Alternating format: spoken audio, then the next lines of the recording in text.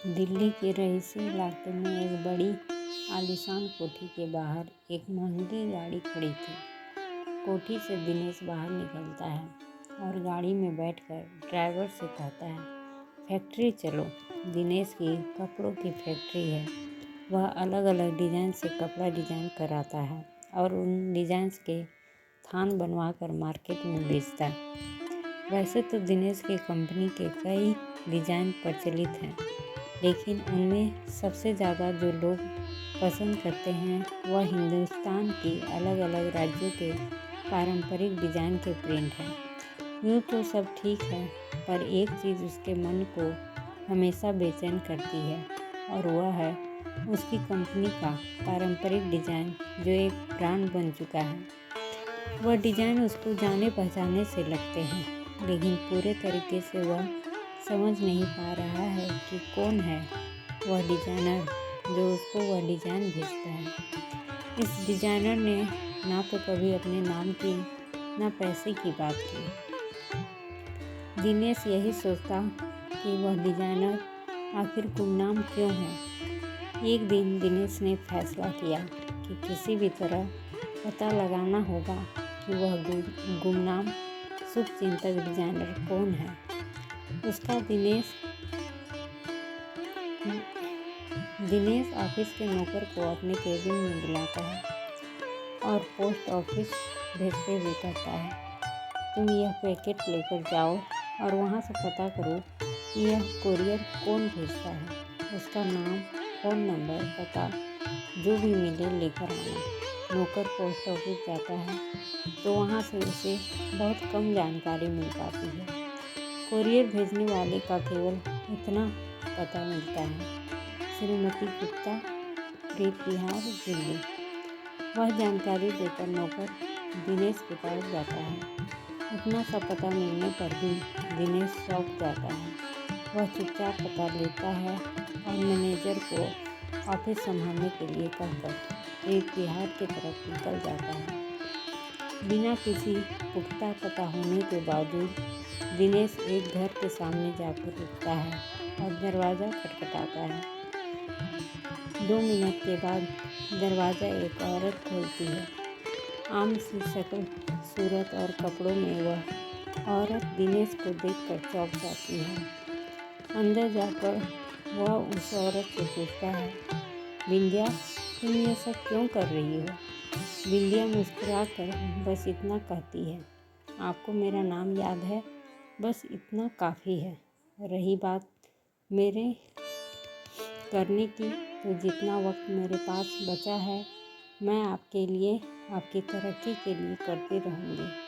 आने वाले कई महीने का काम भी तैयार करके रख रही हूँ।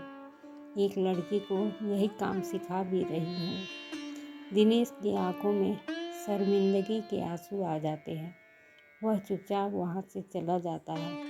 उसके बाद 1-2 बार बिंदिया के पास गया भी। उसने इस बारे में किसी से कुछ नहीं बताया, लेकिन उसका ड्राइवर बहुत पुराना था और एक तरीके से घर का सदस्य था। उसे अंदेशा हुआ कि साहब का उस दूसरी औरत के साथ कुछ गलत रिश्ता है। उसे दिनेश की पत्नी शोभा और बच्चों की चिंता हुई। एक दिन मौका देखकर उसने शोभा को दिनेश और बिंदिया के बारे में बता दिया। शोभा को विश्वास नहीं हुआ और ड्राइवर को वहाँ से जाने के लिए कहती। बहुत देर तक परेशान रहने के बाद वह सोचती है कि सच क्या है, दिनेश से ही पूछा जाए। वह दिनेश को ऑफिस से आने का इंतज़ार करती है। शाम को जब दिनेश आता है तो शोभा खाना लगाती है और रोज़ की तरह दोनों साथ में खाना खाते हैं। जब नौकर चला जाता है तब शोभा सीधे सीधे पूछती है, बिंदिया कौन है। बिंदिया का नाम सुनते ही दिनेश सकपका जाता है, लेकिन उसके चेहरे पर झूठ की घबराहट नहीं होती। दिनेश शोभा को बताता है कि बिंदिया उसकी पहली पत्नी है, जिसे उसने तलाक दे दिया था। शोभा को याद आता है कि दिनेश ने शादी से पहले ही उसे अपनी पहली पत्नी के और तलाक के बारे में बताया था। लेकिन उसे समझ नहीं आता कि फिर से वह बिंदिया से क्यों मिलने लगा है। वह पूछती है, तुमने तो मुझे तलाक का कारण तुम्हारी नापसंद बताया था, तो अब उससे फिर क्यों मिल रहे हो? मैंने तुम्हारी सच्चाई की आदत को पसंद करके ही हाँ करी थी, तो अब यह धोखा क्यों दे रहे हो? दिनेश उसका हाथ पकड़कर कहता है, हाँ तुम्हें सब सच बताऊंगा। बिंदिया गांव की बहुत सीधी, कम पढ़ी लिखी और पुराने रिवाजों के मानने वाली लड़की थी। मेरे और उसके पिता पुराने दोस्त थे। पिताजी ने मुझसे बिना पूछे अपने दोस्त को बिंदिया के लिए हाँ कर दी, परंतु पिताजी के वचन को झुठलाने की हिम्मत मुझ में नहीं थी। बिंदिया से मेरी शादी हो गई। बिल्कुल ही देहाती थी बिंदिया। मैं उसको कहीं लेकर नहीं जाता था। वह घर में रहती और माँ का हाथ बटाती।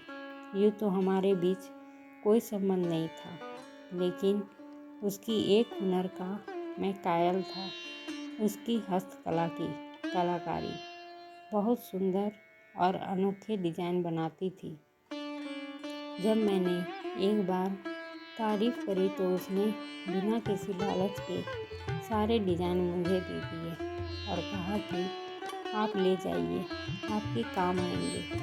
सचमुच उसके डिजाइन ने धूम मचा दी और मेरा कारोबार रातों रात तरक्की कर गया।